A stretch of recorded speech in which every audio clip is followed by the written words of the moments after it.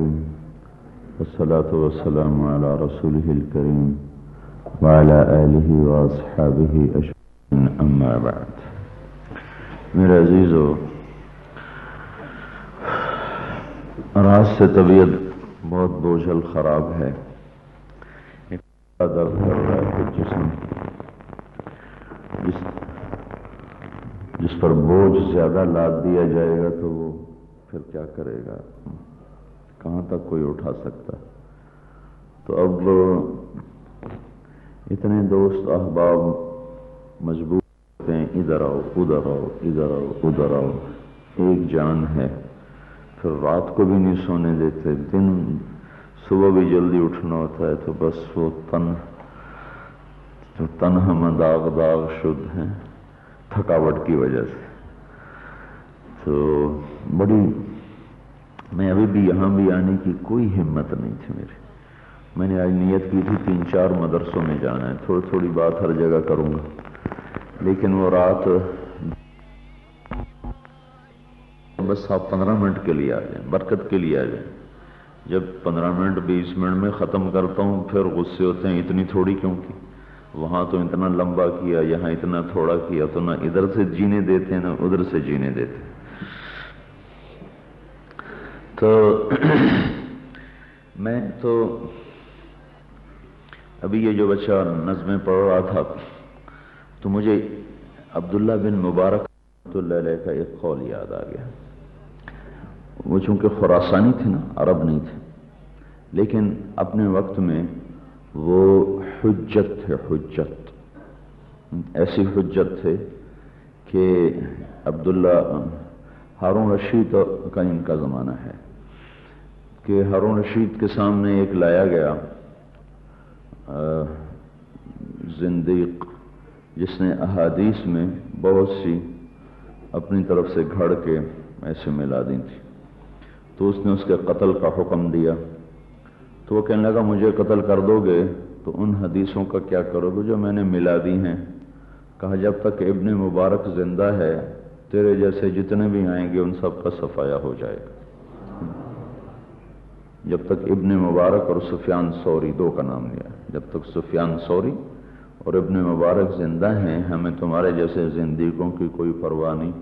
جیسے مکھن سے بال نکلتا ہے ایسے ایک ایک چیز کو نکال کے باہر کر دیں گے. تو انہوں نے ارشاد فرمایا کہ میں نے عربی زبان کو سیکھنے پر 40,000 دینار خرچ کیے. عربی اپنی زبان جیسے ہماری اپنی زبان ہے، کوئی اب پنجابی ہے، کوئی پٹھان ہے، کوئی بلوچ ہے، کوئی سندھی ہے، کوئی سرائکی ہے، تو وہ خراسانی تھے. تو انہوں نے فرمایا کہ میں نے عربیت کو سیکھنے پر 40,000 دینار، 1 دینار 4.5 ماشے سونے کا ہوتا تھا. تو یہ 1,80,000 ماشے ہو گئے اور 15,000 تولے ہو گئے اور 10,000 روپیہ تولے کی قیمت ہے.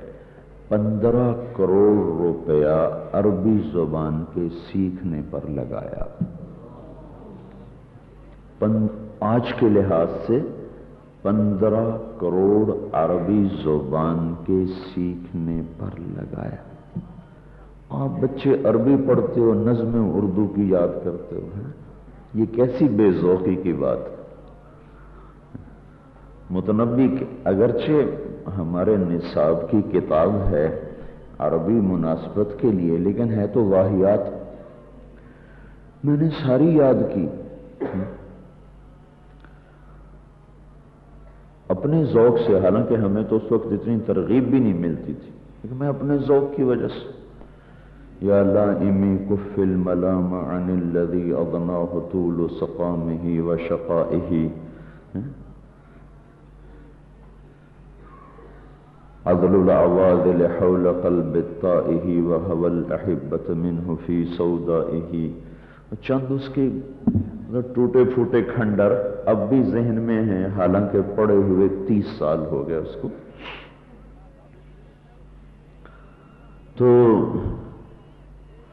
کیا ہے، القلب اعلم یا عذول بدائہ واحق منک بجفنہ وبمائہ فومن احب لأعصینک فی الہوى قسما به وبحسنه وبہائه وقی الامیر حوى العیون فإنه ما لا يزول بباسه وسخائه.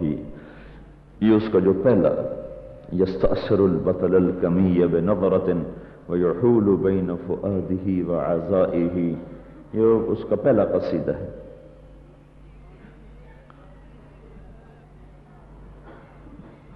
تو آپ لوگوں کو عربی ذوق ہونا چاہیے.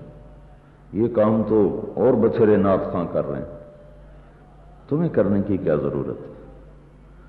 آپ عربی قصائد یاد کرو، عربی لہجہ سیکھو. انہوں نے تو 15 کروڑ کیے، چلو تم 1500 ہی خرچ کر دو. اور کیا فرمایا؟ حدیث کو سیکھنے کے لیے 60,000 دینار خرچ کیے، جو 27 کروڑ روپیہ ہے آج کے لحاظ سے. پھر ارشاد فرمایا کاش وہ 60,000 بھی میں عربی پہ خرچ کر دیتا، عربی سیکھنے پہ خرچ کر دیتا. کسی نے پوچھا وہ کس لیے؟ کہا کسی بھی علم کو حاصل کرنے کا جو سب سے پہلا ذریعہ ہے وہ تو اس کی لغت ہے، اس کی زبان ہے. اس کی ذرا سی غلطی آدمی کو الحاد تک لے جاتی ہے. جتنے لوگ گمراہ ہوئے ہیں، احد عشر کوكبا سے جو 11ویں ثابت ہو جائے ہیں، یہ کیسے ثابت ہوگی؟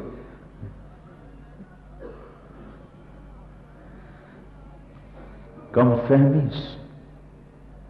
ویسے تو ایک لطیفہ یاد آیا. وہ ایک دن رنجیت سنگھ نے اپنے وزیر سے کہا، رنجیت سنگھ بڑا قابل حکمران تھا، اس کا ایک وزیر تھا مسلمان. انہوں نے کہا یار تم لوگ کہتے ہو تمہارے قرآن میں سارے علوم ہیں، اگلے پچھلوں سب کا ذکر ہے. کہاں؟ کہنے لگا میرا ذکر کہاں ہے؟ تو اس نے کہا تمہارا کہاں سے ہو گیا؟ انہوں نے کہا پھر تمہاری بات غلط ہے. تو وہ جب آیا نا شام کو اپنی مجلس میں، تو اس نے تذکرہ کیا کہ آج رنجیت سنگھ نے یہ بات کی تھی. تو ان کی محفل میں علماء بھی بیٹھے تھے، دوسرے بھی بیٹھے تھے، سب نے کہا تو ایسی فضول بات ہے. تو رنجیت سنگھ کا مراسی تھا، اور اس کا وزیر کے جو ہوتے ہیں درباری ہنسانے والے مسخرے. اس نے کہا کہ حضور اس کا جواب میں دوں گا، آپ مجھے کل لے چلیں دربار میں. رنجیت سنگھ نے 40 سال حکومت کی. یہ گجرانوالے کا ڈاکو تھا، ان پڑھ، چٹا ان پڑھ، لیکن اللہ نے ایسا اس کو مدبر بنایا. 40 برس حکومت کی، اور اس کی فوج پوری دنیا میں مانی ہوئی فوج تھی. ایک جنگ میں اس کی آنکھ ضائع ہو گئی تھی، کانا تھا وہ. تو جب وہ اگلے دن دربار میں آیا تو اس نے کہا حضور وہ آپ نے کل جو کہا تھا تو اس کا جواب یہ میرا میراثی دینے کے لیے آیا ہے. کہا یہ میراثی کیا دے گا؟ علماء نے کہا وہ یہ چھوٹی چھوٹی باتیں ہمارے میراثی بتا دیتے ہیں. اس نے کہا ہاں بھائی میرا نام کہاں ہے؟ کہا جی 1 دفعہ بتاؤں 10 دفعہ بتاؤں؟ کہا نہیں 1 ہی دفعہ بتا دو.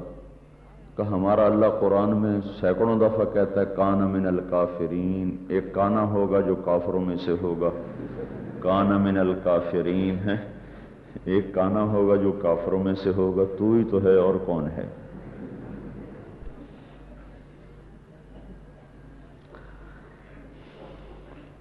قرآن بہت حسین کلام ہے، اور اس کا حسن ایمان بالغیب میں سے نہیں، ایمان بالمشاہدہ میں سے ہے. ایک تو نہیں یؤمنون بالغیب. قرآن اپنے علوم کے ساتھ، اپنے حسن، اپنے جمال، اپنی لطافت کے ساتھ، یہ ایمان بالغیب میں سے نہیں ہے، یہ ایمان بالمشاہدہ میں سے ہے. اور جو چیز مشاہد ہے اس کی تہ تک پہنچنا اہل علم کے ذمے، عوام پر کے ذمے ہے ایمان لانا، علماء کے ذمے ہے اس کی تہ تک جانا. ایک آیت سنی ایک بدو نے، فاصدع بما تؤمر، وَأَعْرِضْ عَنِ الْمُشْرِكِينَ۔ ترجمہ کیا ہے؟ جو کہا گیا ہے کھل کے کہو اور اعراض کرو، درگزر کرو مشرکین سے۔ تو اونٹ پر تھا، وہ دھڑم سے گرا، سجدے میں جا گرا۔ تو ابو عبید نے کہا کیا کر رہے ہو؟ کہا اس کلام کو سجدہ کر رہا۔ تو اس میں کیا چیز ہے جس نے بدو کو لرزا دیا، کپ کپا دیا؟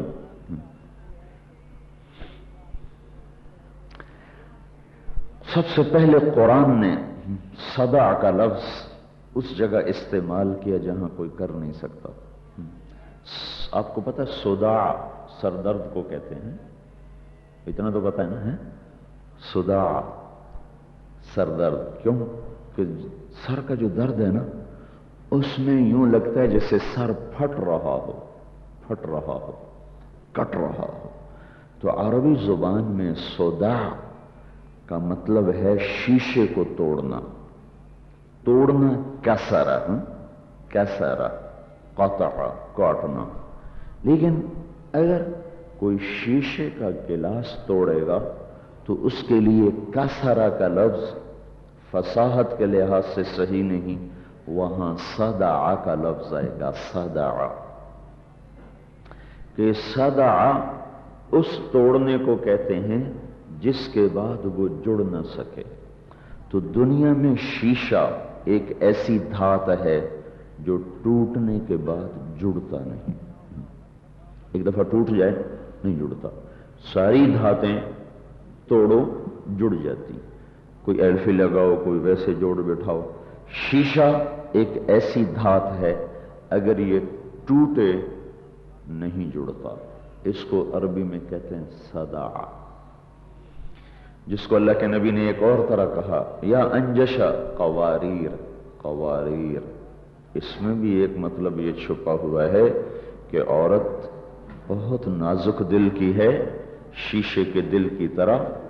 جہاں یہ کہا کہ آہستہ چلو، وہاں یہ اشارہ ہے کہ عورت سے ہمیشہ حسن سلوک رکھو، کہ اس کا دل ٹوٹ گیا تو پھر کبھی نہ جڑ سکے گا۔ اس لیے اللہ کے نبی نے فرمایا خیرکم لأہلہ، سب سے بہترین مسلمان وہ ہے جو اپنے گھر والوں سے، بیوی سے اچھا سلوک کرتا ہو۔ وَأَنَا خَيْرٌ لِأَهْلِي، اور میں تم سب میں سب سے زیادہ اپنے گھر والوں سے اچھا سلوک کرتا ہوں۔ یہ ایک خیر الگ مضمون ہے۔ تو اللہ تعالیٰ نے کہا فَاصْدَعْ بِمَا تُؤْمَرُ، جو تجھے حق کا پیغام دیا ہے اس کے ذریعے سے باطل کو ایسے توڑو کہ پھر یہ کبھی آپس میں جڑ نہ سکے، جیسے شیشہ کبھی آپس میں جڑ نہیں سکتا۔ یہ وہ حسن تھا جس نے دھڑل بدو کو نیچے گرایا۔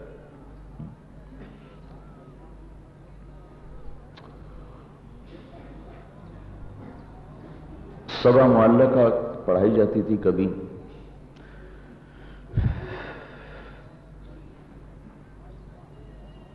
اس سے بہتر کلام کوئی نہ کہہ سکا، تو وہ ساتوں کے ساتوں لٹکا دیے گئے کہ جب اس سے بہتر کوئی کلام کہے گا تو اتار دیا جائے گا۔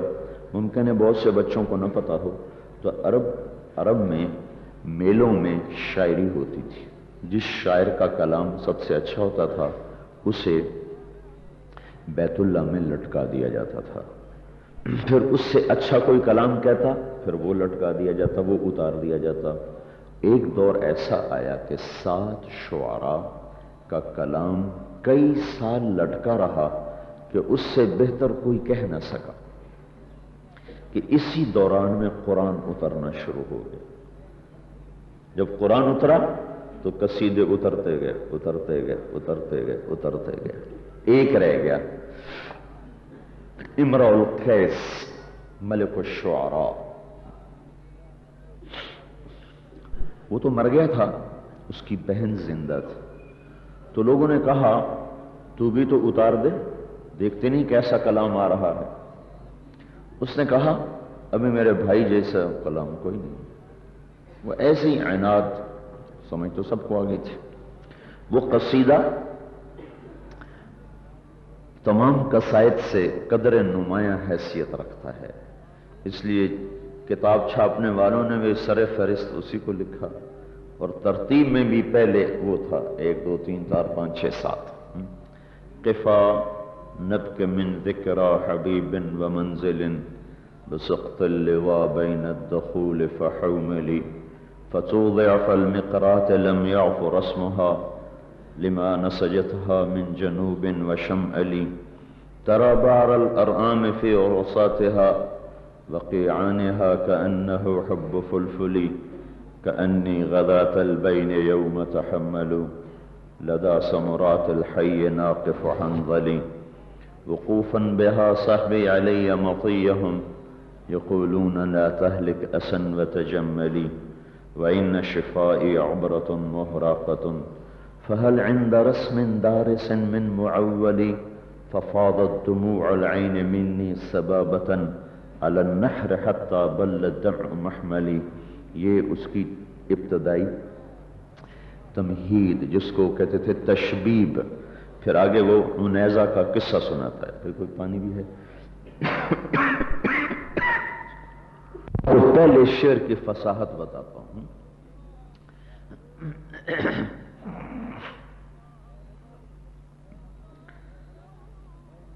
قفا نبکی من ذکرى حبیب و منزل. 4 لفظ ہیں. قفا نبکی من ذکرى حبیب و منزل.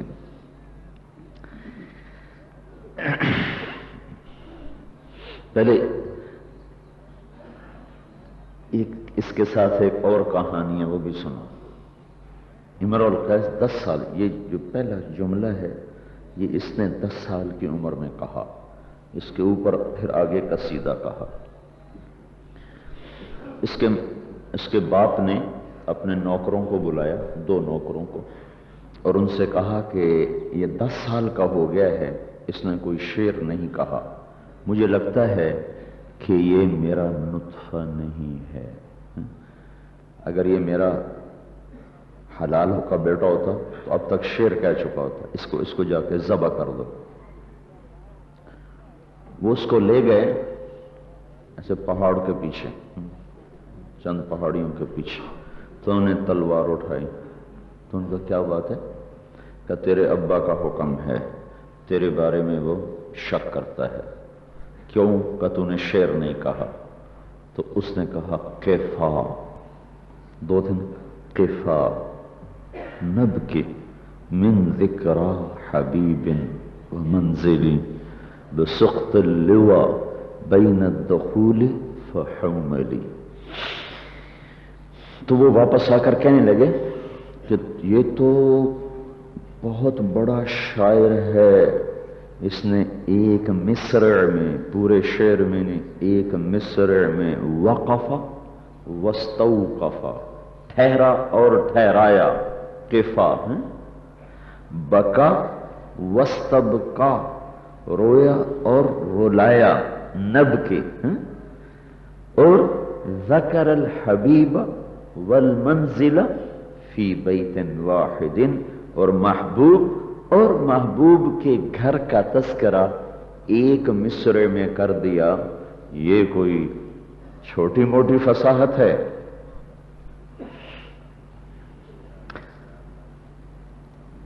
پر انہوں نے کہا چلو ٹھیک ہے. تو یہ قصیدہ جو تھا نا، ایک اور واقعہ آپ کو سنو. امام اسماعیل طواف کر رہے تھے تو ایک لڑکی طواف کر رہی تھی. تو وہ لڑکی شعر پڑھ رہی تھی، کچھ اللہ کی محبت کے. تو اشعار بڑے زبردست تھے. تو اسماعیل کہنے لگے بیٹی کیا کہنے تیری فصاحت کی. کون ہو؟ کہ اسماعیل. کہ واہ، تو یہ تو لغت کے امام تھے اور قرآن کی بڑی خدمات ہیں اسماعیل کی. یہ ایک ایک لفظ کی تحقیق میں عرب کے بدوؤں کے پاس جاتے تھے اور ان سے پوچھتے نہیں تھے کہ اس کا کیا مطلب ہے. ان کے پاس مصباح اللغات نہیں ہوتی کہ دیکھ کے مطلب. اب تو میں تو یہ روتا ہوں کہ ہمارے بچوں کو لغت دیکھنی بھی نہیں آتی کہ اس لفظ کو نکالیں کیسے لغت میں سے. وہ کیا کرتے تھے؟ عرب کے بدوؤں کے پاس جا کے رہنا شروع کر دیتے، جب وہ اس لفظ کو اپنے استعمال میں فطرتاً لاتے تھے تب اس کے مفہوم کو لے کر واپس آیا کرتے تھے۔ تو وہ کہنے لگی واہ تم تو اتنے بڑے عالم ہو، یہ کیا فصاحت ہے، قرآن کے بعد کوئی فصاحت رہ گئی کسی کی؟ دیکھتے نہیں ہو اللہ نے ایک آیت میں 2 امر، 2 نہی، 2 بشارتوں کو جمع کر کے دکھا دیا، جمع بین امرین و نہیین و بشرین فی آیت واحدہ وأوحینا الی ام موسیٰ ان ارضعیہ، پہلا امر آ گیا، فإذا خفت علیہ فألقیہ، دوسرا امر آ گیا، ولا تحزنی، پہلی نہیں، ولا تخافی، پہلی نہیں، ولا تحزنی، دوسری نہیں، انا رادوہ الیک، پہلی بشارت، وجاعلوہ من المرسلین، دوسری بشارت۔ اسماعیل کہنے لگے میرا منہ کھلے کا کھلا رہ گیا کہ یہ بچی کیا کہہ کے چلی گئی۔ اوحینا الی ام موسیٰ ان ارضعیہ، دودھ پلا، فاذا خفت علیہ فالقیہ، سمندر میں دریا میں ڈال، لا تخافی، نہ ڈر، ولا تحزنی، نہ غم کر، 2 امر 2 نہیں، انا رادوہ الیک، واپس لاؤں گا، پہلی بشارت، وجاعلوہ من المرسلین، نبی بناؤں گا، دوسری بشارت۔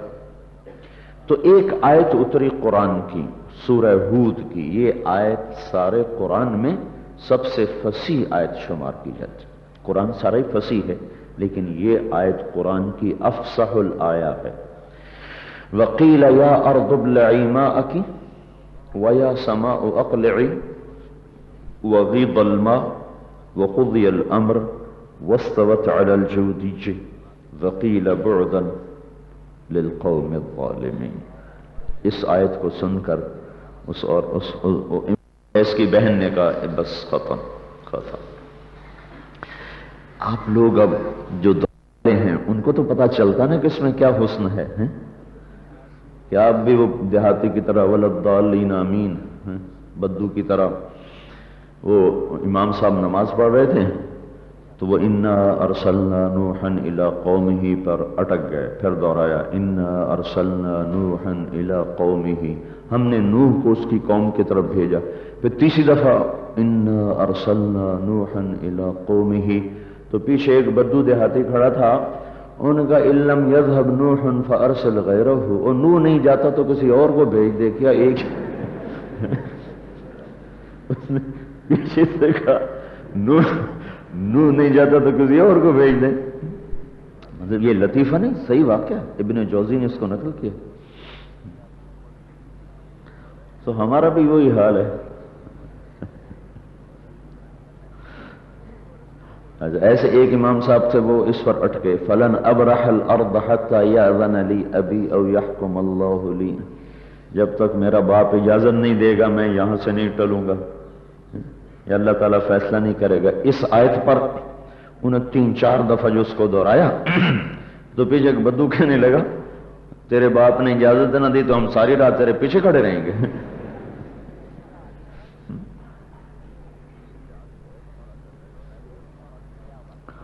تو یہ اس آیت میں کیا خوبصورتی ہے، اس کے ساتھ ایک اور واقعہ بھی سن۔ عبداللہ بن مقفع ایک بہت بڑا ادیب گزرا ہے، پہلے وہ مجوسی تھا، پھر مسلمان ہو گیا، پھر اسے شہید کیا گیا بنو عباس نے، چونکہ وہ بنو امیہ کا بڑا زبردست حامی تھا۔ اس کی ایک کتاب آج بھی بطور نشانی موجود ہے، اس کا نام ہے کلیلہ و دمنہ، کلیلہ و دمنہ۔ اس میں اس نے بنو عباس پر بڑی چوٹ ماری ہے، خرگوش کی کہانی بنا کر، شیر کی کہانی بنا کر، ہرن کی کہانی بنا کر، اصل چوٹ ماری ہے ان پر۔ وہ ابو جعفر بھی بڑا فصیح عالم تھا، اسے پتہ چل گیا تو اس نے اس کو قتل کروا دیا۔ جب یہ غیر مسلم تھا تو یہ بہت بڑا ادیب فصیح شروع سے، تو اس کو لوگوں نے کہا تو قرآن کے مقابلے میں کلام تیار کر۔ اس نے کہا مجھے 1 سال کا راشن دو، کتابیں دو، میں کرتا ہوں۔ 1 سال گھر میں بیٹھا رہا، 1 साल बाहर नहीं निकला और अपनी पूरी ताकत लगा के एक कलाम तैयार किया। उसके बाद वो निकला किसी काम घर से बाहर, गली में से गुजरा, एक घर की खिड़की खुली थी और एक छोटी बच्ची खिड़की की तरफ मुंह करके कुरान खोल के पढ़ रही थी। वो गुजरा, उसने ये आयत पढ़ी, वकील या अर्दुब्लई माअक व या समाअ अक़लई। वो वहीं से वापस गया और 1 साल की जुहद का कलाम फाड़ के फेंक कर कहने लगा, मेरे कलाम को तो एक आयत खा गई, मैं कुरान का क्या मुकाबला करूंगा। इसमें 19 लफ्ज हैं, 19 और 21 बलागत की अक़साम हैं। 19 में 21 अक़साम बलागत को दाखिल करना ये अल्लाह के सिवा कोई नहीं कर सकता। ये तो अपने आपको पुराने किस्से सुनाए, पिछली सदी का किस्सा सुनो। एक बहुत बड़ा मुस्तशरिक, वो यहूदी ईसाई लोग जिन्होंने अरबी पढ़ी फिर कुरान की तफसीर पढ़ी, उनको कहते हैं मुस्तशरिकी। उसका नाम था फंकल। तो मिस्र में एक बड़े आलिम थे, उनका नाम था कामिल, अदीब कामिल।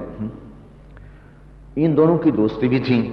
एक कॉन्फ्रेंस में ये इकट्ठे हुए तो फंकल उनसे कहने लगा, उस्ताद कामिल, तेरे जैसा अरबी दान भी ये समझता है कि कुरान आसमानी किताब है।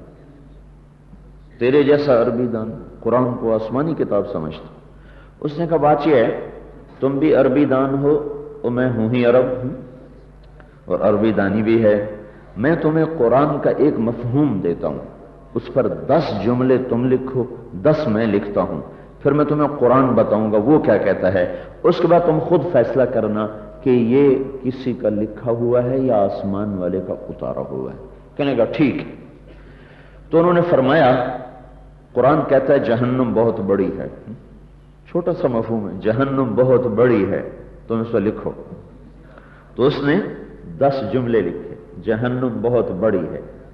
इन्होंने भी 10 लिखे, जहन्नुम बहुत बड़ी है। दोनों कागज सामने रख दिए। कहने लगे, अब तुम सोचो कि क्या इससे बेहतर तुम कह सकते हो। कहने का नहीं। कहने मैं भी नहीं कह सकता। अब तुम सुनो, कुरान यूं कहता है, यौमा नक़ूलु लिजहन्नम हल इम्तलअति व तक़ूलु हल मिन मज़ीद। तो काश आपको इसकी इस हुस्न का पता होता। ये मेरा दर्द है जो मैं तलबा से कहता रहता हूं पर मेरी सुनता ही कोई नहीं। तो उसका क्या हुआ, ऐसे आंखें देखो, क्या ये कुरान कह रहा है। कहां, ये कुरान कह रहा है। का फिर ये इंसानी कलाम नहीं है।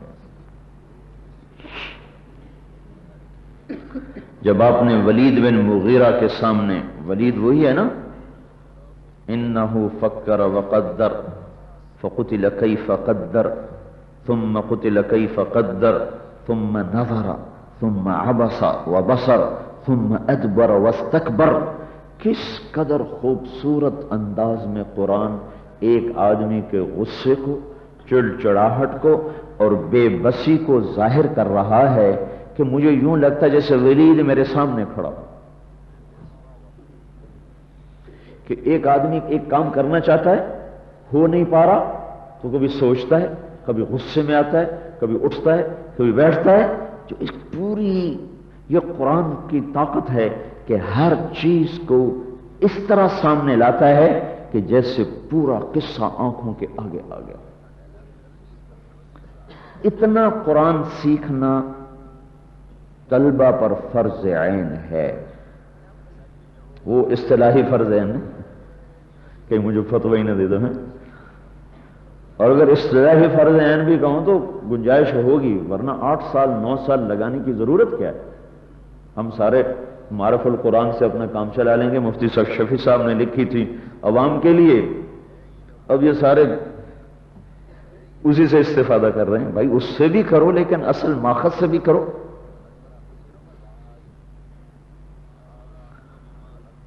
तो वलीद बिन मुगीरा ने जब کلام سنا، یوم تر، آپ نے کیا پڑھ کے سنایا تھا اس کو؟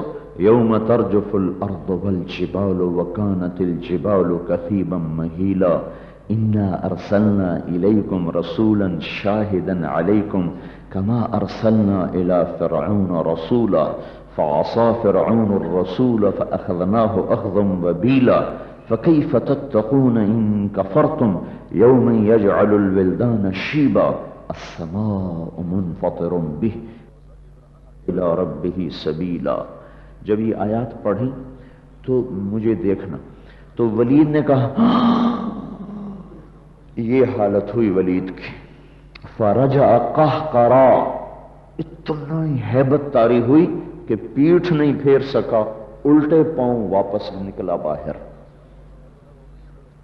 ایک کافر پر اتنی ہیبت طاری ہوئی، اور ایک 8 سالہ پڑے ہوئے بچے کو پتہ بھی نہیں ترجمہ کیا ہے۔ پھر لوگوں نے کہا صباتا صبوتا، ارے تو بے دین ہوتا جا، تیرے اوپر اس کی روٹی اثر کر گئی۔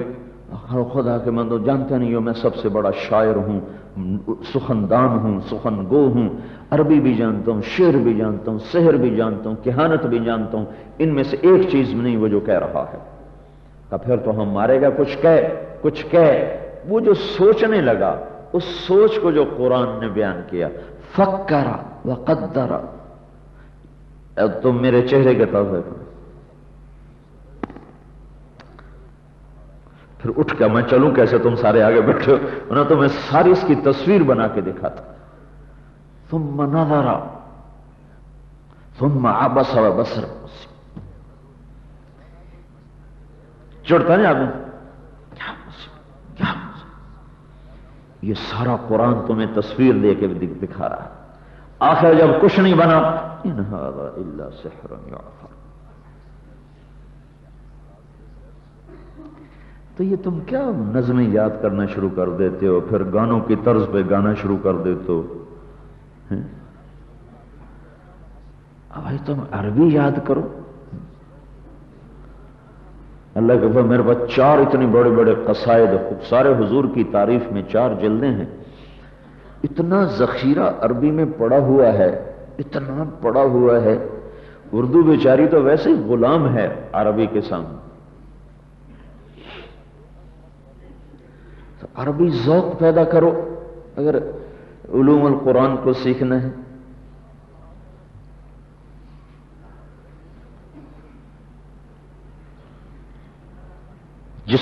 دیکھو ہم جب کالج میں تھے ہمیں شوق تھا ہم عربی بولیں، انگریزی بولیں، انگریزی لکھیں، ایک ذوق تھا، ہمیں ہمارے ماحول نے دیا، ہمارے استادوں نے دیا، ہمیں انگریزی کی ترغیب دیتے، انگریزی بلواتے، انگریزی لکھواتے۔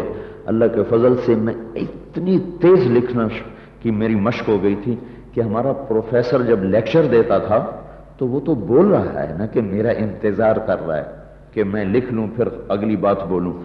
وہ جس تیزی سے کوئی بولتا تھا میں ایک لفظ نہیں چھوٹنے دیتا تھا، اتنی تیز میری تحریر ہو گئی تھی۔ پھر بولنا بھی ویسے ہی شوق تھا، بھی انگریزی بولیں، انگریز کی عظمت تھی، انگریزی بولنے کے شوق پورے کیے، لکھنے کے بھی بولنے کے بھی، انگریزی نظمیں بھی یاد کی۔ تو تم پڑھتے عربی ہو گاتے اردو ہو، کیسے بے ذوق ہو گئے۔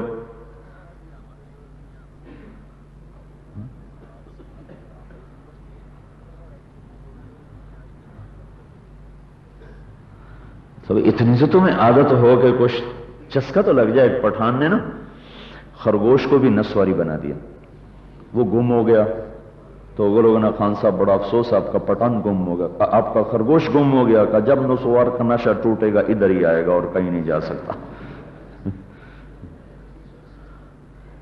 اتنا تو عربی کا نشہ پیدا کرو جتنا نسواری کو نسوار کا نشہ ہوتا ہے۔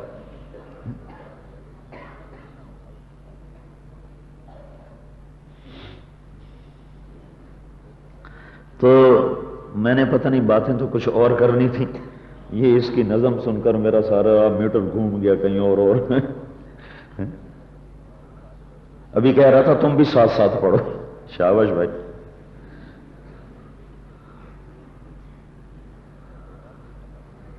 تم عربی قصائد یاد کرو، کیا حسن ہے، الفاظ میں کیا طاقت ہے۔ ایک باپ اپنے بیٹے کو نصیحت کر رہا ہے، ان کا نام ہے ابو اسحاق البیری، یہ 8ویں صدی کے عالم ہیں۔ 150 اشعار کا یہ قصیدہ ہے جو صرف نصیحت ہی ہے۔ یہ اندلس اسپین کے عالم ہیں، اشبیلیہ۔ ابا بکر دعوتک لو اجبت الى ما فيه حظك لو اقلت الى علم تكون به اماما مطاعا ان امرت وان نهيت ويجلو ما بعينك من غشاها ويهديك الطريق اذا ضللت ويكسو منه في ناديك تاجا۔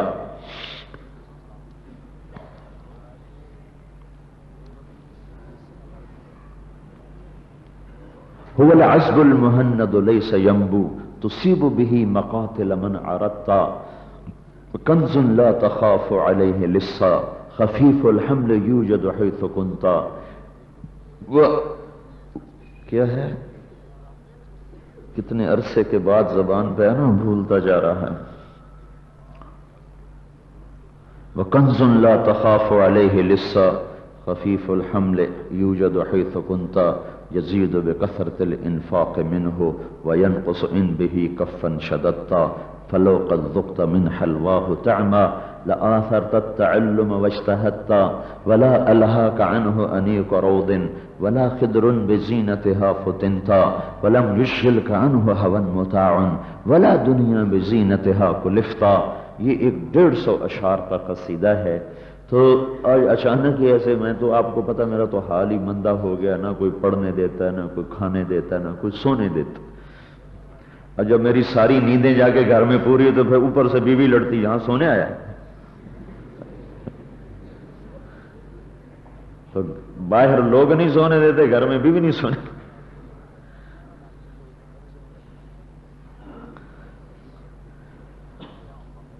تو میرے عزیزو، وہ کہہ رہے ہیں ابا بکرن دعوتک لو وجبت الا ما فیہ حظک لو اقلت۔ ابو بکر میری ایک بات مان لے، تو یہ ایک چیز کی دعوت دیتا ہوں، ذرا سمجھ کے سننا میری بات۔ الا علم تکون بہ اماما، یہ علم سیکھ لے، امام وقت بنے گا۔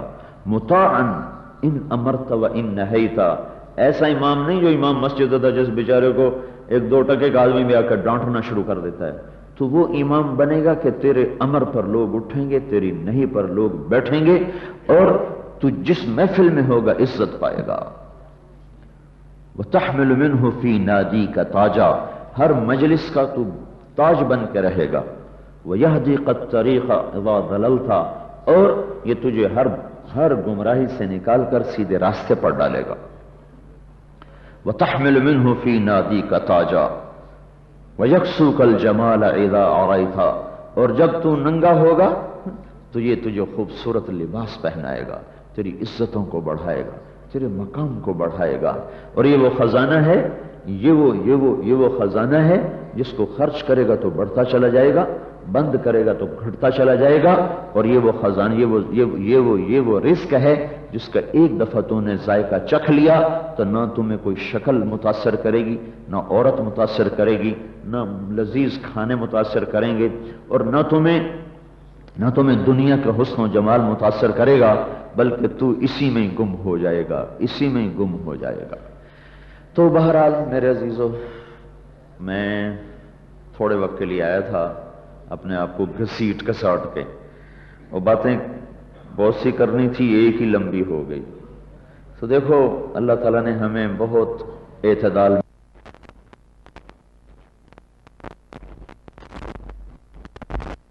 ہیں، بڑے نصیب والے ہیں، اور بڑے ہی وہ بھاگ والے ہیں جن کو اوساط کے ساتھ تعلق نصیب ہو گیا۔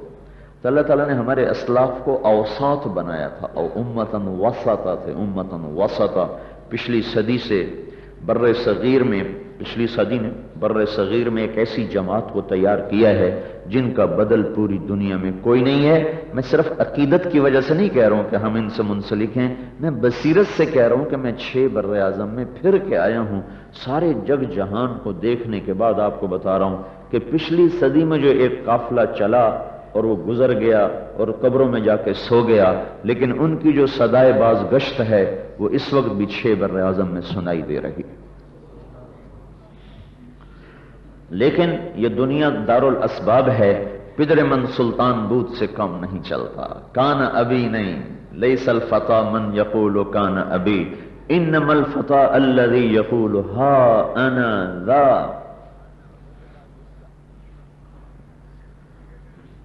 تو پدر من سلطان بود سے تو کام نہیں چلتا۔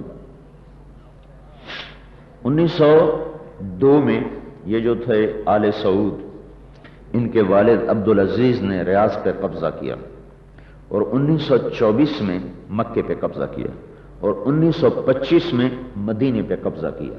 51 برس اس شخص نے حکومت کی، عبدالعزیز مرحوم نے، بہت نیک بادشاہ تھا، عبدالعزیز بن عبد الرحمن بن سعود، وہ دادے کی وجہ سے یہ سعودی کہلاتے ہیں، سعودی۔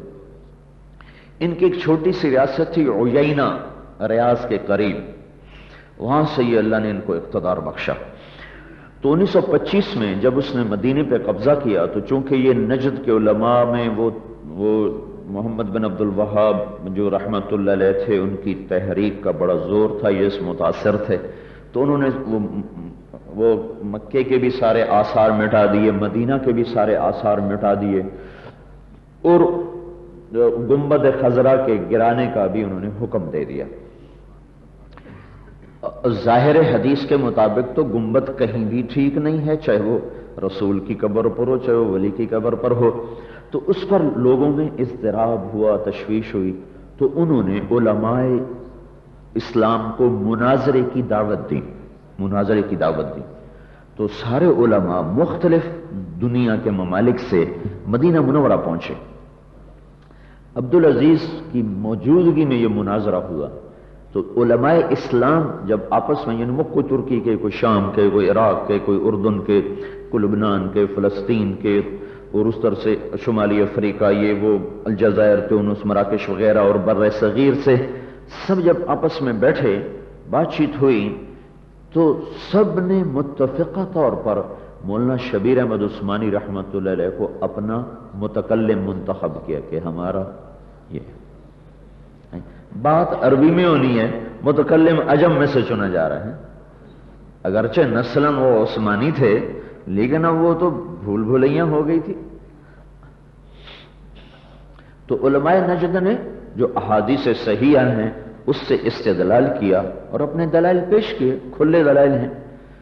اور جب ادھر سے بات شروع ہوئی، سبحان، کیا فراست، کیا لوگ تھے، ہائے ہائے ہائے، واللہ ہمیں یہ لوگ پکڑیں گے قیامت کے دن کہ تم لوگوں نے ہماری امانت کو ضائع کیا۔ کیا فراست تھی، اس حدیث کو بنیاد بنایا جس کی طرف کوئی سوچ نہیں سکتا تھا، اور جس سے اس شخص کے علم کی گہرائی کا اندازہ ہوتا ہے کہ وہ شخص کتنا گہری نظر کے ساتھ دیکھ رہا تھا۔ بنائے کعبہ کو بنیاد بنایا، بنائے کعبہ، بنائے کعبہ، گنبد کعبہ میں تک کیا بنتا ہے؟ بنائے کعبہ کی حدیث کیا ہے کہ جب آپ نے فرمایا لولا ان قومک حدیث عہد بالاسلام، حضرت عائشہ سے کہا کہ عائشہ تیری قوم نئی نئی مسلمان نہ ہوتی نا تو میں حتیم کو بیت اللہ میں شامل کر دیتا اور اس کے فرش کو نیچے کر دیتا اور اس کے 2 دروازے بناتا، ایک داخل ہونے کا، ایک باہر نکلنے کا، لیکن میں کہتا ہوں نئے نئے مسلمان ہیں، کہیں بگڑ نہ جائیں۔ اس حدیث کو بنیاد بنا کر اپنے دلائل کی عمارت کو جو کھڑا کیا اور 2 گھنٹے بات کی، سارے نجد کے علماء ایسے بیٹھ رہے تھے۔ تو عبدالعزیز نے کہا عجیب الہندی، اب ہندی کو جواب دو، تو کوئی جواب نہیں دے سکا۔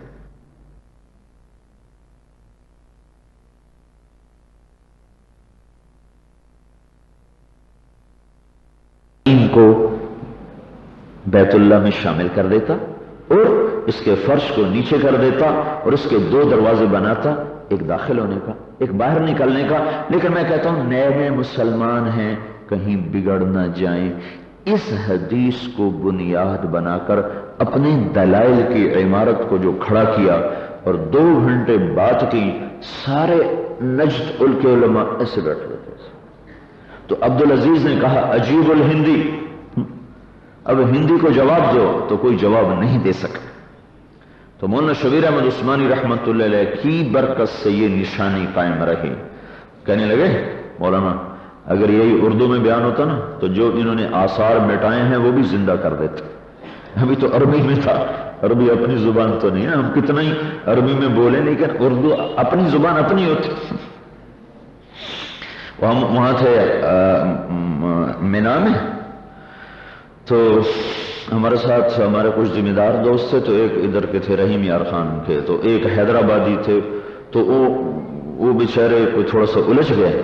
تو پہلے تو یہ اردو میں بولتا رہا، پھر جب غصہ زیادہ چڑھ گیا پھر کہنے لگا ہوں میڈنل سرائے کی اللہ، چونکہ اب غصے کا اظہار اوپرائی زبان میں ہو نہیں رہا، اپنی زبان میں ٹھیک ٹھیک اظہار ہوگا. تو میرے عزیزو دیکھو سیمائی ہو گئی، سیمائی ہاں چلو سیمائی ہو گئی، ششما ہی باقی ہے. تو اپنے اندر عربی ذوق پیدا کرو. یہ دیکھو عربی کا ذوق ایک سبب ہے، علت نہیں. علت تو ہے اللہ کی قبولیت، اللہ کا قبول کرنا. ورنہ تو ولید بھی عرب تھا، ابو جہل بھی عرب تھا، عتبہ بھی عرب تھا، شیبہ بھی عرب تھا، ربیعہ بھی عرب تھا، اور یہ سارے کے سارے عرب تھے. عربی کے گہرائی میں اتر جانے والے لوگ تھے. لیکن سبب ہے، سبب علت قبولیت ہے، سبب عربیت ہے. دارالاسباب ہے، اسباب کی دنیا ہے.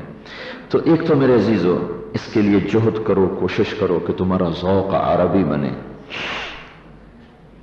تو اس کے لیے جو علوم عربیہ ہیں ان کی فصاحت بلاغت کا ہے، نحو ہے، صرف ہے، اس کے اندر مہارت کو پیدا کرنا ہے. یہ تو باہر کا سبب ہے. اندر کا سبب کیا ہے؟ وہ تقوی ہے. اندر کا سبب وہ زہد ہے.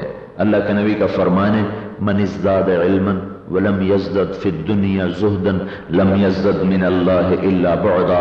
جو علم دین حاصل کرے اور دنیا سے بے رغبت نہ ہو تو اس کا علم اس کو اللہ سے دور لے جاتا ہے. اندر میں کیا چیز ہے؟ وہ ایک آیت ہے، مختصر آپ کو بتا دیتا ہوں. باہر کی محنت بتا دی ہے، اس کی برکت سے یہ بات ہوئی ساری بچے کی وجہ سے. اندر کی بات میں صرف وہی کہنے آیا تھا، ساتھ یہ جڑ گئی بلکہ زیادہ لمبی ہو گئی. اللہ تعالیٰ کہتے ہیں اللہ نور السماوات والارض مثل نورہ کمشکات. اس کے نور کی مثال ہے مشکات. مشکات کیا ہے؟ طاقچہ، جو پہلے زمانے میں دیواروں میں ہوتا تھا چراغ رکھنے کے لیے، ایسے ہوتا تھا. تو یہ سینہ جو ہے نا یہ طاقچہ ہے. فیہا مصباح، اس کے اندر ایک چراغ جل رہا ہے. وہ چراغ ہے ایمان. ایمان کو تشبیہ دی ہے چراغ سے، سینے کو تشبیہ دی ہے طاقچے سے. المصباح فی زجاجہ، وہ چراغ ہے فانوس میں. دل کو تشبیہ دی ہے فانوس سے. الزجاجۃ کأنہا کوکب دری، اور فانوس کو تشبیہ دی ہے ستاروں سے. ستارہ چمکتا ہے جیسے تو رات خوبصورت ہو جاتی ہے. جن لوگوں کے دل اس طرح ہوتے ہیں ان کی برکت سے دنیا خوبصورت ہو جاتی ہے. ستارہ چمکتا ہے جیسے تو اس سے بھٹکے ہوئوں کو راستہ ملتا ہے. جن کے قلوب تاروں کی طرح منور ہوتے ہیں ان سے گمراہ انسانیت کو راستہ ملتا ہے. المصباح فی زجاجہ، وہ ایمان کا چراغ ہے دل کے فانوس میں. الزجاجہ کأنہا کوکب دری، وہ زجاج وہ فانوس ہے جیسے بڑا خوبصورت چمکتا ہوا تارا. میں نے ایک فانوس دیکھا کوئی 25 لاکھ کا فانوس. ایک ذمہ دار تھے پورا 1 مربع بیچ کر فانوس خریدا ہے. 1 مربع بیچ کر فانوس خرید. وہ کم سے کم 1 ایکڑ کی قیمت 1 لاکھ روپے. تو فانوس کا کام کیا ہے؟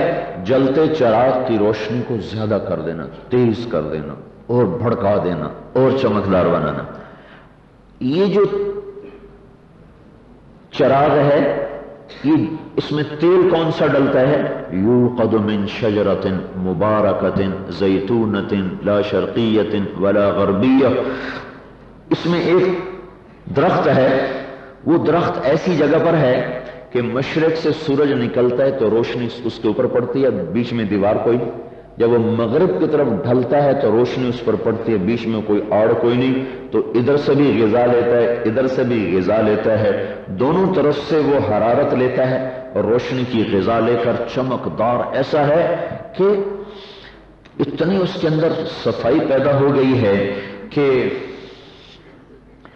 وہ اس کو آگ نہ دکھاؤ پھر بھی وہ چمک رہا ہے، پھر بھی وہ لو لم تمسسہ نار یکاد زیتھا یضیء ولو لم تمسسہ نار۔ یہ درخت کون سا ہے؟ زیتون۔ زیتون تو ایسے ہی کڑوا سا ہوتا ہے، وہ ایک بدو نے جب دیکھا نا کہ اللہ نے قسم اٹھائی ہے والتین والزیتون، قسم ہے زیتون کی اور انجیر کی، زیتون کڑوا انجیر مزیدار، کہنے لگا واقعی کوئی چنگی شے ہوگی، کھاؤں تو صحیح۔ زیتون وہ انجیر کھائی، کہنے لگا بھائی واقعی صحیح قسم اٹھائی اللہ نے۔ جب زیتون کھایا وہ کڑوا، کہنے لگا لگتا رب نے چکشوں بغیر ہی قسم کھا چھڑی ابھی۔ اب یہ جو زیتون دنیا کا سب سے صاف ستھرا تیل ہے، یہ زیتون کیا ہے؟ یہ درخت کیا ہے؟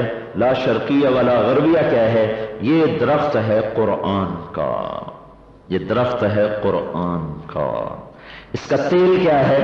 وہ علوم اور معانی اور مصداق اور مفاہیم، وہ اسرار، وہ رموز، وہ معارف، وہ حقائق، وہ ان کو کشید کر کر کے اس کا تیل نکالا اور تیل ڈالا ایمان کے چراغ میں، چراغ کو رکھا دل کے فانوس میں، فانوس کو رکھا سینے کے طاقشے میں۔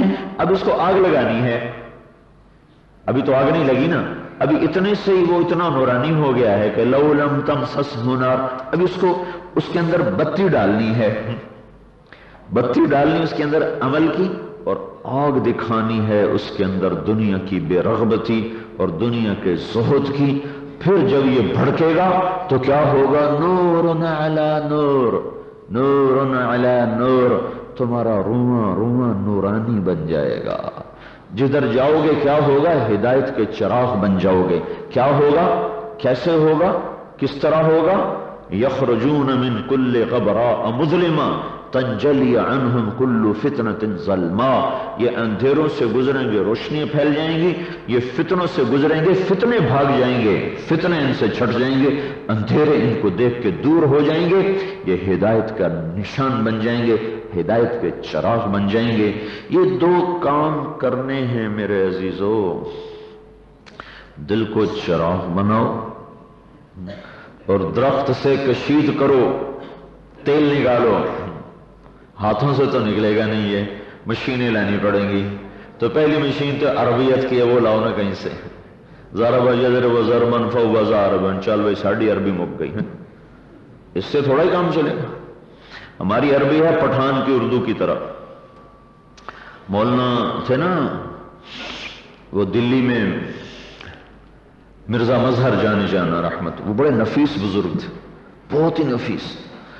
ایک پٹھان ان کا مرید ہو گیا کابلی، وہاں رہتے رہتے تھوڑی اردو بھی سیکھ گیا۔ بھائی پٹھان غصے نہ ہو، ساری یہ تو ایسے محبت کی باتیں ہیں۔ تو وہ ہو گیا مرید۔ تو ایک دن بیٹھا تھا تو آپ نے کہا خان صاحب وہ سراہی اٹھا کے لاؤ۔ وہ سراہی اٹھانے گیا نا تو دلی کی زبان میں جو سراہی کا پیندا ہوتا ہے اس کو پیٹ کہتے تھے، اس کو پیٹ۔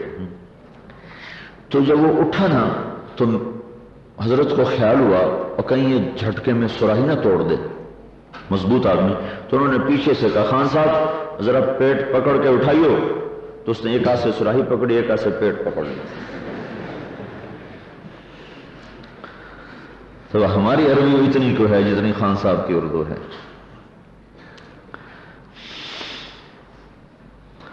اور تیسری چیز ہے اس پیغام کو لے کر لوگوں تک پہنچانا۔ یہ اس امت کی امتیازی صفت ہے، اس امت کے علماء خاص طور پر، عوام عام طور پر، وہ کنتم خیر امت کے نیچے آ رہے ہیں، کنتم خیر امت اخرجت للناس۔ دیکھو نا، ہم جائیں گے لوگوں کی طرف تو تب یہ آیت کا مصداق زندہ ہوگا، لوگ آئیں گے ہماری طرف، فرق تو سمجھو، اخرجت للناس یا یخرج الناس الیکم، کیا اخرجت للناس ہے یا یخرج الناس الیکم ہے، لوگ تمہاری طرف آئیں گے، یہ تو نہیں کہا اخرجت للناس، تم لوگوں کی طرف نکالے گئے ہو۔ پھر اور سنو، ایک اور آیت ذہن میں آ گئی، فلولا نفر من کل فرقۃ منہم، کیا کہا آگے لفظ کیا ہے؟ طائفتن کیوں کہا، جماعتن کیوں نہیں کہا؟ کتنے الفاظ آ سکتے ہیں، اناسن کیوں نہیں کہا، افرادن کیوں نہیں کہا، طائفتن کیوں کہا ہے؟ نفر، فلولا نفر، نفر، پھر من کل فرقہ، پھر طائفہ، پھر لیتفقہوا، لیتفقہوا، تفقہ کو نفر سے جوڑا ہے، نفیر خروج، تفقہ کو جوڑا ہے خروج سے، خروج سے، کتاب کا یاد ہونا اور چیز ہے، تفقہ اور چیز ہے، کتاب یاد ہے یہ اور چیز ہے، تفقہ فی الدین یہ اور چیز ہے۔ صحابہ کا علم کتابی تو نہیں تھا نا۔ ایک مثال دیتا ہوں، ایک بدو آئے کہ یا رسول اللہ علمنی مما علمک اللہ، تو آپ نے ان کو سورہ زلزال سکھائی ہیں، سورہ زلزال۔ جب اس نے یہ آخری آیت سنی، کہنے لگا یکفینی ذرتان، یکفینی ذرتان، یا یوں آتا ہے حسبی لی ذرتان، مجھے 2 ذرے بس کافی ہیں، 2 ذرے۔ سمجھو کیا کہا اس نے؟ 2 ذرے کیا ہے؟ فمن يعمل مثقال ذرة خيرا يره ومن يعمل مثقال ذرة شرا يره۔ یہ عرب کی بصیرت تھی اہل زبان ہونے کی وجہ سے۔ تو آپ نے فرمایا فقد فقہ الرجل، فقد فقہ الرجل، واہ واہ واہ واہ، یہ تو فقیہ بن گیا، تخصص تو کیا نہیں، مفتی کیسے بن گئے؟ یہ تو فقیہ بن گیا،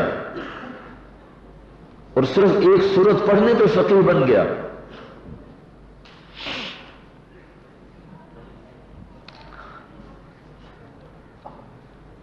ایک اور واقعہ یاد آ گیا، اسماعیل جو سے نا قرآن پڑھ رہے تھے، یہ عرب کی فقاہت پر بتاؤ نا، فطری زبان تھی نا ہماری، فطری نہیں۔ میں تمہارے اندر یہ شوق پیدا کرنا چاہتا ہوں، لگ رہے ہو جائے، چلو نہیں ہوگا تو کم از کم پریشان تو ہو جاؤ گے نا، اتنی تو بات ہے۔ وہ ایک شکاری جو تھا نا، کنارے پر آئے دریا کے، تو دوسری طرف ہرن کھڑا تھا، انہوں نے کہا اللہ کے بندے، نہ تیر پہنچے نہ گولی پہنچے تو کیوں شیشی کر رہا؟ کہنے لگا پریشان تو ہوگا نا۔ تو مجھے بھی پتا ہے تم 6 7 سبق پڑھ کے کہاں عربی کا ذوق پیدا کرو گے، پر پریشان تو ہوگے نا۔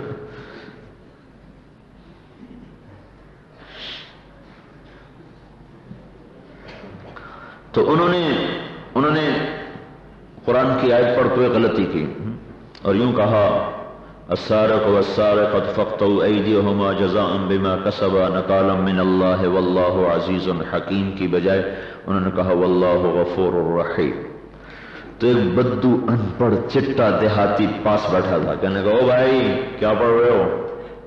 او بھائی یا ہاذا کلام من ہاذا، یا ہاذا بڑی حقارت کا لگا، او بھائی کیا پڑھ رہے ہو؟ میں قرآن پڑھ رہا ہوں۔ کہ یہ قرآن کوئی نہیں ہے، یہ قرآن کوئی نہیں ہے۔ تو اسماعیل ٹھٹ کے آیت دوبارہ ٹھیک کر لی، واللہ عزیز حکیم، کہنے لگا یہ ہے قرآن۔ انہوں نے پوچھا تو عالم ہے؟ کہا نہیں میں تو دیہاتی ان پڑھ۔ کہا تو تجھے کیسے پتا چلا؟ کہا پیچھے نہیں دیکھ رہے ہو؟ کہہ رہا ہاتھ کاٹ دے اس کے بعد غفور الرحیم کہہ سکتا ہے؟ ہاتھ کاٹنے کے حکم دینے کے ساتھ عزیز حکیم لگتا ہے، نہ کہ غفور الرحیم. یہ فہم ہے.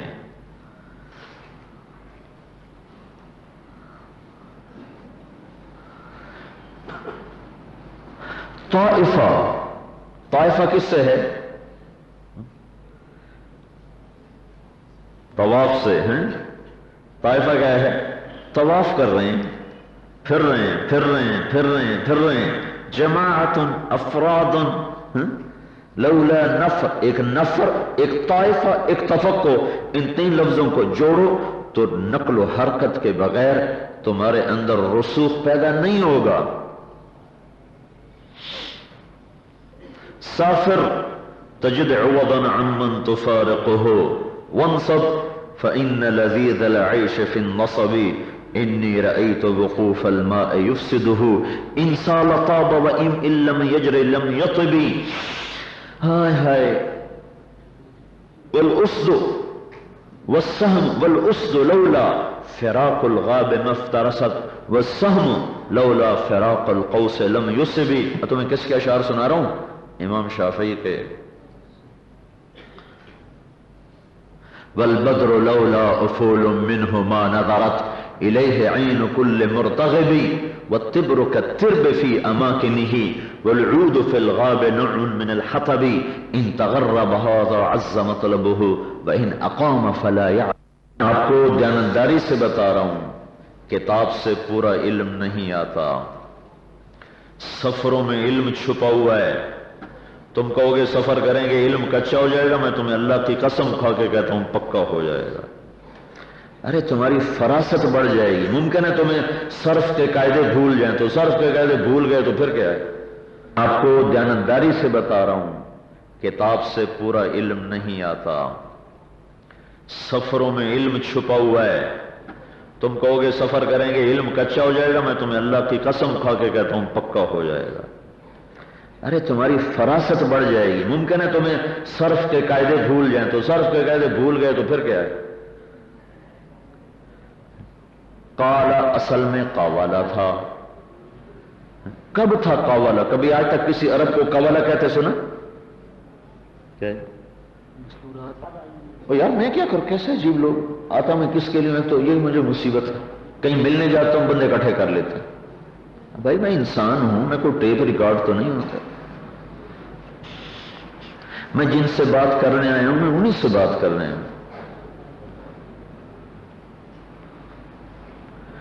تو قالا اصل میں قوالا تھا.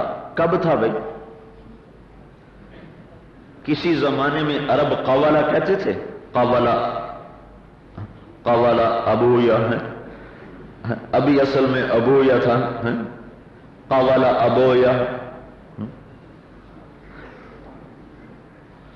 تو اگر یہ مجھے قالا اصل میں قوالا تھا ہے، اگر مجھے قوالا کی قوالی بھول گئی تو کیا حرج ہے؟ فراست میری بڑھ گئی. سفر کے بغیر فراست نہیں آتی. قل سیروا فی الارض، قل سیروا فی الارض. ابن کثیر کتنے بڑے عالم ہیں، لیکن ان پر ایک قدغن ہے. سن رہے ہو؟ ابن کثیر کتنے، ان جیسی تفسیر، قرآن بالقرآن، قرآن بالحدیث. لیکن ان کے معاصرین نے کہا ہے ما سافر قط للعلم.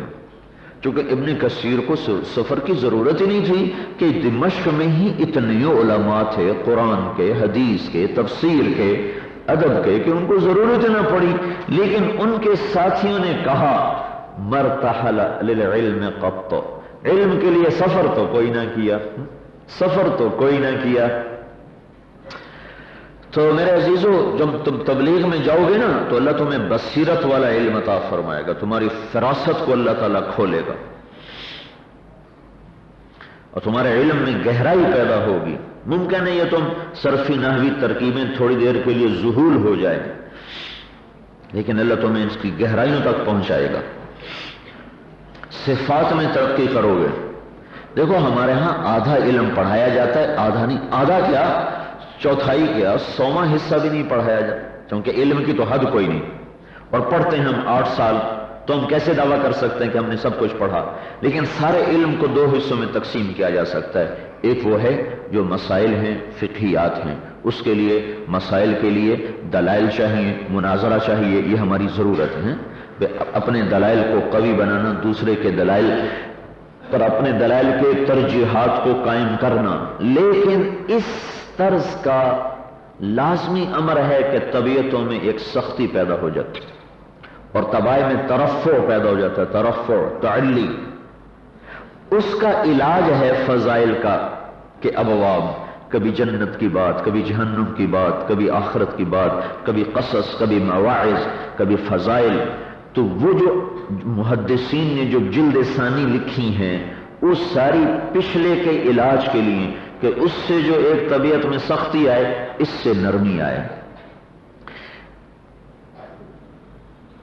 تو جب تم لوگوں میں پھرو گے تو تمہارے اندر نرمی پیدا ہوگی، تمہارے اندر تواضع پیدا ہوگی، تمہارے اندر مسکنت پیدا ہوگی. لوگوں کی گالیاں سنو گے، سہو گے، برداشت کرو گے تو تمہارے اندر رونا آئے گا. اللہ کے سامنے بیٹھ کے گڑ گڑاؤ گے، پھر رو گے. تو اس لیے میرے عزیزو یہ سارے کام کرنے کے ہیں. دین کے سارے شعبے ایک دوسرے کو تقویت پہنچانے کے لیے ہیں، نہ کہ کمزور کرنے کے لیے. ہر شعبہ ایک دوسرے کے ساتھ جڑا ہوا ہے، ملا ہوا ہے، اور یہ سب ایک دوسرے کے لیے یشد بعضهم بعضا ہیں. اگر آپ لوگوں میں پھرو گے تبلیغ کے لیے تو اس سے اللہ تعالیٰ آپ کے علم کو بڑھائے گا، گھٹائے گا نہیں. تو ہر شعبہ ایک دوسرے کی مدد کرتا ہے، ایک دوسرے کا مساعد بنتا ہے، مخالف نہیں ہے.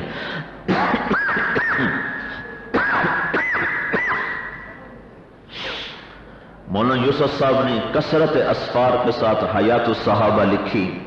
علماء عرب پکار اٹھے کہ 1400 سال میں ایسی کتاب نہیں لکھی گئی. اگر تبلیغ کے سفر اور علم کو کمزور کرتے حیات الصحابہ کون لکھ سکتا تھا؟ چلو میں کہتا تو الگ بات ہے. علماء عرب کا میں نے آنکھوں سے پڑھا ہے کہ ذخیرہ علم میں ایسی کتاب آج تک نہیں لکھی گئی. تو اس لیے چھٹیوں میں تبلیغ کرو. جمعرات کو کبھی مرکز گئے، کبھی جماعت میں چلے گئے، کبھی گھر چلے گئے، اور اپنے سبق کے دوران اپنے یہاں رہتے ہوئے اپنی کتابوں سے انصاف کرو. تو اس کے سارے ارادے کرتے نا بھائی. ہاں، تو جو دورے والے ہیں وہ سال کے لیے کھڑے ہو کر اظہار فرماتے. تخصص سال دوم اور دورے والے وہ ذرا سال کا اظہار فرما دیں کھڑے ہو کر. ذرا لمبا ہو گیا تو مجھے پیشاب کا سخت تقاضا ہوا، تو ممبر سے اتر کر پچھلی طرف بیت الخلاء تھے. میں اترا تیزی سے بیت الخلاء کی طرف، تو ایک پٹھان جو آیا بھاگو سمجھ یوں آ کے جھپٹا مارا. اور میں نے کہا خان جی جان چھوڑو، پیشاب کرنے کا پہلے ملے گا پھر پیشاب کرے. تو چاہے ملتے ملتے پیشاب ہی نکل جائے. تو ایسا ادب تو بھائی ٹھیک نہیں ہے نا، نہ یہ کوئی محبت ہے. تو اس لیے اس کا خیال کوئی بھی آئے، کوئی بھی آئے، میں تو آپ کا ساتھی ہوں، میں نہ کوئی بزرگ ہوں نہ کوئی عالم ہوں. ایسی تھوڑا سے دو چار قصے کہانیاں یاد ہیں وہی سنا دیتا ہوں. لوگ سمجھتے ہیں پتہ نہیں کیا اس کے پاس ہے. ماں ہر چے خاندائیں فراموش کر دائیں. ہمارے پاس تو پہلے ہی کچھ نہیں تھا، جو تھا وہ بھی بھول گیا. تو کوئی بھی آئے یہ آداب کا خیال کیا جائے. حضرت تھانوی رحمت اللہ علیہ کے جو پڑھ لینا مواعظ تو اس کو کم از کم معاشرت کے آداب تو آ جائیں کہ لوگوں کے ساتھ معاملہ کیسے کرنا، برتاؤ کیسے کرنا. سبحان اللہ، یعنی زندگی کس طرح آسان ہے اسلام کی، مسلمان کی. لوگ پڑھتے ہی نہیں، ذوق ہی کوئی نہیں. تو اس لیے میرے عزیزو مجھے دعا کے بعد تھوڑی جگہ دے دینا، آپ کا احسان ہوگا. اللہم لک الحمد کما انت اہلہ فصلی علی محمد کما انت اہلہ وفعل بنا ما انت اہلہ انک اہل التقوی و اہل المغفرہ. ربنا تقبل منا انک انت السمیع العلیم وتب علینا انک انت التواب الرحیم. ربنا اننا نسألک علما نافعا ورزقا حلالا طیبا واسعا وشفاء من كل داء اللهم إنا نسألك من خير ما تعلم ونعوذ بك من شر ما تعلم ونستغفرك من كل ما تعلم إنك أنت الأعز الأكرم. یا اللہ ان سب بچوں کو قبول فرما، معلمین، مدرسین، معلمات، طالبات، سب کچھ صفات قبولیت سے مزین فرما. یا اللہ اس ادارے کی حفاظت فرما، تمام دینی مدارس کی، مکاتب کی، مراکز کی، خانقاہوں کی، مکتب کی یا مساجد کی یا اللہ حفاظت فرما. باطل کی نظریں ہیں ان کو مٹانے کے لیے، ان کے گہرے چالیں ہیں ان کو مٹانے کے لیے اے مولا تیرا تو علم محیط ہے اور تیری تدبیر طاقتور ہے، تو ان کی اسکیموں کو ناکام بنا دے، ان کی تدبیروں کو خاک میں ملا دے. یا اللہ ان کو قائم فرما، دائم فرما، اور یا اللہ ہر قسم کی صفات قبولیت سے مزین فرما اور ہر قسم کے شرور سے محفوظ فرما. جن گناہوں سے تو رد کر دیتا ہے، مردود کر دیتا ہے، ان گناہوں سے ہم سب کی حفاظت فرما. میرے اوپر بڑا حق ہے اے اللہ، انہی کی بدولت تو نے مجھے علم سے نوازا. یا اللہ تو نے اپنے غیب سے اپنے بندے کو بھیجا جس کے ذریعے سے تو نے یہ علم کی نسبت عطا فرمائی. اے اللہ ہماری جماعت اس شہر کا حق نہیں ادا کر سکی، یا اللہ ہم ان لوگوں کا حق نہیں ادا کر سکے، تو معاف فرما دے. اے اللہ تو معاف فرما دے. نستغفرک ونتوب الیک، نستغفرک ونتوب الیک. احسن عاقبتنا فی الامور کلها واجرنا من خزي الدنیا وعذاب الاخرہ. اے اللہ تو دنیا میں بھی آسانی کا معاملہ فرما، یا اللہ موت پر بھی آسانی کا معاملہ فرما. اے اللہ قبر میں اپنے حبیب کی پہچان کروا دے، یا اللہ پہچان کروا دے، یا اللہ پہچان کروا دے. یا اللہ حشر میں رسوائی سے بچا، یا اللہ حشر کی رسوائی سے بچا. اے اللہ پل صراط کو آسان فرما، حساب کو آسان فرما. یا اللہ اپنے حبیب کے قدموں میں ہمیں بھی جگہ دے دے. اے اللہ مقام محمود کے دائیں بائیں ہمیں بھی جگہ دے دے. یا اللہ تو نے جنت صرف صحابہ کے لیے نہیں بنائی، ہمارا دعویٰ کوئی نہیں ہے، کوئی دعویٰ نہیں ہے. یا اللہ کوئی دعویٰ نہیں ہے، ہمارا کوئی دعویٰ نہیں، ہمارا کوئی دعویٰ نہیں. تیرے کرم سے بس مانگتے ہیں کہ ہمیں بھی کہیں تو اپنے فضل سے جگہ نصیب فرما. تو کریم ہے، کرم فرما، ہماری دنیا بھی بنا، ہماری آخرت بھی بنا. اے اللہ تو اس شہر والوں کو قبول فرما. اے اللہ ان کی زندگیوں کو قبول فرما. اے اللہ ان کے جوانوں اور بوڑھوں کے جذبوں کو قبول فرما. جس شوق سے انہوں نے بات کو سنا اسی شوق سے عمل پہ بھی کھڑا فرما. جس شوق سے تیرے دین کے لیے کھچ کھچ کر آئے اسی شوق سے قافلے بنا بنا کے انہیں اپنے راستے میں پھرا اور انہیں سارے عالم میں پھرنے والا بنا. اے اللہ انہیں انتہائی جزائے خیر عطا فرما. اے اللہ انہیں بہت ہی بہتر بدلہ عطا فرما. یا اللہ ان کی ہر چیز میں برکت عطا فرما، اور خاص طور پر میرے اس بھائی کی ہر چیز میں برکت دے جس کی برکت سے تو نے مجھے یہ نسبت نصیب فرمائی، اور اس کو کروٹ کروٹ راحت دے، اس کی نسلوں میں بھی دین کو زندہ فرما. اے اللہ ہم تجھ سے مانگ نہیں سکے، ہمیں مانگنا کہاں آتا ہے، ہماری کمائیاں حرام، ہمارے کھانے حرام. یا اللہ تو دعائیں مردود کرتا ہے لیکن پھر بھی قبول کر لے. یا اللہ قبول نہیں ہے پھر بھی قبول کر لے، قبول نہیں ہے تو پھر بھی قبول کر لے. یا اللہ قبول کر لے. اے اللہ تو قبول کر لے. یا اللہ تو قبول کر لے. نہیں قبول تو پھر بھی قبول کر لے. تجھے کوئی پوچھے گا کہ کیوں قبول کیا، اے اللہ قبول کر لے. یا اللہ تو مان جا، یا اللہ تو راضی ہو جا. نسألك خير ما أسألك منه عبدك ونبيك محمد صلى الله عليه وسلم ونعوذ بك من شر ما استعاذك منه عبدك ونبيك محمد صلى الله عليه وسلم. أنت المستعان وعليك البلاغ ولا حول ولا قوة إلا بالله. سبحان ربك رب العزة عما يصفون وسلام على المرسلين والحمد لله رب العالمين. اللهم صل على محمد وعلى آل محمد كما صليت على إبراهيم وعلى آل إبراهيم إنك حميد مجيد.